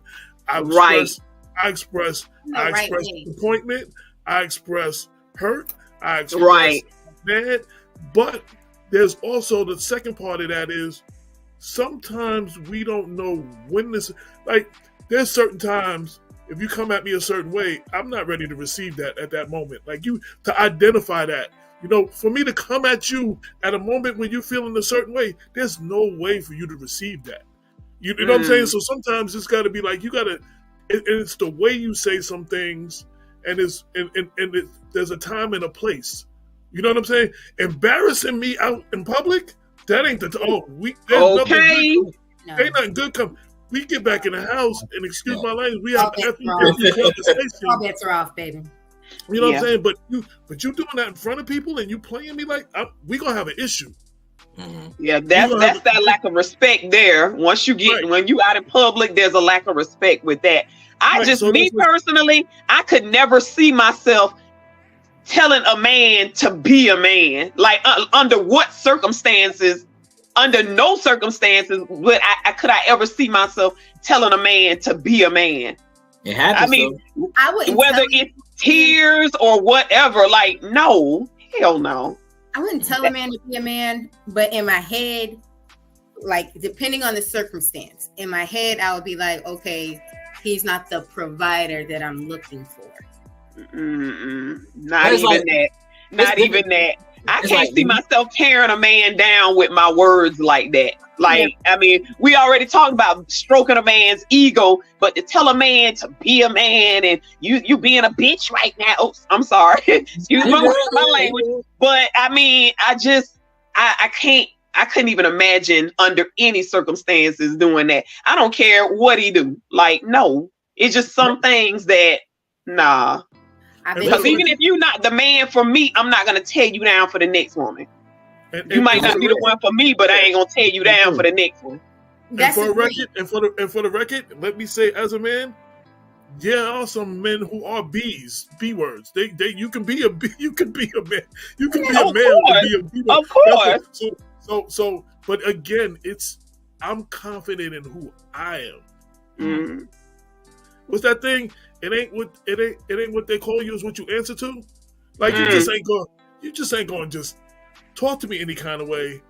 And you know what I'm saying? But yo, I know I'm not that. Like Dave Chappelle said when he did the Dave Chappelle show, he was talking about gays, used the F word, right? And he got called in the back and saying, you can't use that word and this, that, and the other. He said, but I can use the N word all the time. And she said, yeah, but the difference is you're not a F word. He said, guess what? I'm not an N word either. You understand what I'm saying? Like, right. I remember him saying he that. knew who he was. You understand what I'm saying? I know who I am. So it's like, I'm only going to take so much, but I walk away before, you know what I'm saying? And my peace of mind, at this point, my peace of mind is everything. Yeah. If you are a danger to my peace of mind, you have to go. Like, I'm sorry. I don't care if I'm related to you. I don't care who you are. If you are a danger to my peace of mind, you have to go. Because my peace of mind is everything at this point. Let's go on to topic number 2, the double bind number 2. It says, be my protector and be strong for me, versus you need to show some emotion. You never see what's bothering you. It's kind of like a part 2 of the same question, though. Yeah, but it's kind of reverse, I would say, because like now it's like you're asking a man, like men, like we said earlier, AJ, men are taught that showing their emotions is, a sign of weakness, and you're supposed to hold everything on the inside, and you're supposed to be this strong example. And when things get tough, the women can be soft, but you gotta be strong in those situations. But like you said, you hold too much stuff in, eventually you're going to explode or come tumbling down and stuff like that and everything. But even though we're told we need to show our emotions and stuff like that, it's still the stereotype put on us. You got to be strong. You got to be strong from birth, from our fathers are there, from women raising us to be like, okay, you don't have a father, but I'm going to raise you to be a strong man based on how as a woman and stuff like that. To society, saying everything is sus, and everything is if you do certain things, like even if you eat a banana a certain way, they calling you gay. So it's like, you know what I'm saying? So it's like, everything like that has more to do with the other person than it does to do with you. Mm-hmm. But that doesn't say it does. You're right. You call me gay because of the way I ate a banana. I know who I am. That got something to do with you. That ain't got nothing to do with me. I don't see. I'm not sitting there, doing something for you to have that kind of reaction. So, I'm saying, I'm eating a banana. And AJ, we can say that because we're older. But like I said, I work in the school system and see these young boys, and the mind frame of a young person, is very, it's like putty. You can mold it any way you want it to go. You know what I'm saying? So yeah, there's some boys that like, hey, because we don't have enough men examples in our community. We have too many boys over the age of 21. And I include myself into that. So I was like, I had my daughter because that made me step up and be a man. You know what I'm saying? We have too many boys over the age of 21. We don't have examples of black manhood. So if you don't have examples of it, you know what I'm saying? Like, kids ain't going to be able to teach themselves. They ain't supposed to just know. They have to be shown. They have to have you are preaching. You preaching. And we don't have, I'm sorry, I talk about this all the time. We ain't got enough black men to stand up in our community and just be black men. I'm sorry. You know what I'm saying? Right. And I got a problem. And I have these conversations with my community that have been in my community. So, I should have had you on another podcast we had, because we had a conversation. It was called I did two other podcasts. One was called Black Man versus the World, and the other one was called Do Black Lives Really Matter? And we kept getting on both those topics. We kept getting on the same thing of why is the black community failing. And the number one reason we kept coming up with is because there aren't enough black fathers in the home. And that kind of you know what? I didn't say black fathers. I said black men. Because there's first off, there's a lot of black men like I was who was taking care of some other man's kids. You understand what I'm saying? I married the woman. She had two girls. I got nothing to do with that woman now, but those are still my daughters. You understand what I'm saying? They need anything in life. You know what I'm saying? I'm there for them. I ain't got nothing to do with their moms. But so that's why I said father. And then you don't have to be you can be the uncle. See, I had uncles that if I stepped out of line, my parents got divorced, I stepped out of line with my mom, I got an uncle that was about to go upside my head when he heard about it. You understand what I'm saying? Black, and that's what I'm talking about, black men. And I want to get away from the just father thing, because that's the image they put on us, that we don't have black fathers in our household, which is not true. The studies show more black men raise their kids than any other race or group of people. White people and Hispanic people, there's statistics. I can share it with you. You know what I'm saying? More men are more likely to take care of their kids or the kids of the woman they're in a relationship with than white men, than Hispanic men, and it's just statistically true. So, society has helped take the man out of the house. Like, you watch old movies like Claudine. I don't know if y'all remember that movie, Claudine. She had to hide James Earl Jones in the closet because the people that were giving her the public assistance, she couldn't have a man in the house. You know what I'm saying? Like, they force you to not have a man in the house to get the help you need. You know what I'm saying? So we gotta step up and be who we need to be. You know what I'm saying? That's it. And when we take our rightful place, our community, you can't have a healthy black community without healthy black men. Real men. I just want to say one thing coming from a single mom's perspective on that. And I'm sorry, but I know that us single moms, we raise productive young men to go on to lead productive lives and everything. But I'm sorry, without a positive male role model in that young man's life when he is young, we are lacking. These young men are lacking certain aspects that we as single moms can't give them. And I'm speaking as a single mom of sons who are highly productive and successful and whatever, but there are certain parts that I couldn't give them. I couldn't tell my sons how to approach a girl. I couldn't tell them about, the sexual aspects of, their first time and what it would be like and all of that stuff. I couldn't tell them that. And trust me, I had one of them came and asked me, and I was just like, well, I had to go get my brother. You know what I'm saying? I remember my son being 10 years old in the shower, choking his little chicken with the soap. And I was so shocked. I didn't know that's what little boys do naturally. Like that's not something you're gonna be able to stop. He all soaked up in the shower, just plugging away. But I'm a girl, so I was like, something wrong with him. But but it goes both ways though. I have a daughter, and at some point I realized that I can't teach my daughter to be a woman. I Right. can tell her from a man's perspective of Right. what I believe a woman is, but it outside of her mother. We weren't together. Outside of her mother, it was my mother and my sister. Mm-hmm. And she had a strong women role models. Right. And the same thing, even with a single mom. My best friend that I do the paper with, he had a single mom, but his mom always kept strong black men. Not people she was in Gotta have the black men. Gotta have the black men. Not people she was in relationships. Right, not people she was in relationships with, but she always had strong black men. So he got to see what a strong black man. And all these men all wore suits. They was all suited and booted. Guess what? Yes. Yo, he's the cleanest dude I know because that's what he's seen growing up. Men wearing suits. You know what I'm saying? So that's how he get down. Right. I don't get down. I'm good in a sweatsuit. I got a polo sweatsuit on. I'm good. You know what I'm saying? But he had that example. Right. We have to give our kids that example. Right. They need that. Exactly. Tupac talked about that a little bit.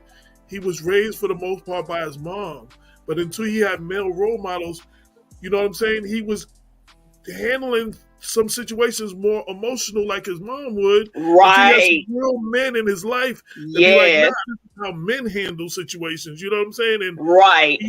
So we have to keep, and a lot of single mothers, you got the football coach or somebody in church, or sometimes your brother. You'll find them.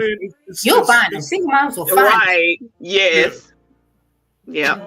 What you just said brought us back on topic though, and I get all of that, but at the same time, I'm like, I think that I think all these in this last section, I cater more towards women than men or both, but I don't think that showing emotion, crying, being vulnerable, I don't think that necessarily means that you're not strong.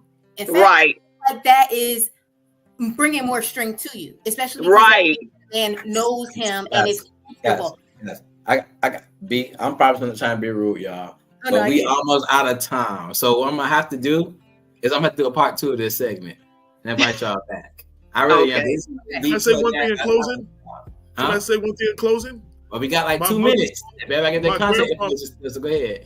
My mother's father, my grandfather, he was a thorough dude. But if you ever seen him tear up, that means get the hell out of the way because he about to tear things up. So that's when you saw that. That didn't make him weak. You knew to get the heck out the way if you ever see, because that's how it's the Hulk's about to come out in him. You know what I'm saying? And it's like, so tears don't always mean the same thing. That's the point I wanted to make. So real quick before we go, if everybody could give your contact information, tell people where they can find you on social media, what you do and stuff like that, so people watching can keep in contact and maybe you can grow from this experience. Oh, I'm going first. Oh, I'm She Green. You can find me on Instagram and TikTok at One She Green, and on Facebook just She Green. Gotcha. Okay. All right. I'm Bionica McLean. I think you can find me on Facebook as Janice McLean or Silent Storm. Okay. If you see my name at Mr. AJ Woodson, I'm on every form of social media that I'm on as at Mr. AJ Woodson. And if you need to email me, that's my email, Mr. AJ Woodson at gmail.com. So it's real easy. Everything's at Mr. AJ Woodson. Most definitely. Well, as y'all see, this has been Conversations with T-Horne the Uncool. As you see, we went a little over, and we got to continue because we still have some more stuff to discuss. I hope that I can invite these guests back to enjoy this conversation and enjoy a little more to give you guys more understanding. But we ran out of time. That's what it is. So we'll get to it another time. Thank y'all once again for giving your insight, bringing enlightenment, understanding, and hopefully everybody who watched this can go about this topic in a more positive way. With that being said, y'all, I'm T-Horne the Uncool. This conversation with T-Horne the Uncool. Be blessed. Be uncool. Out.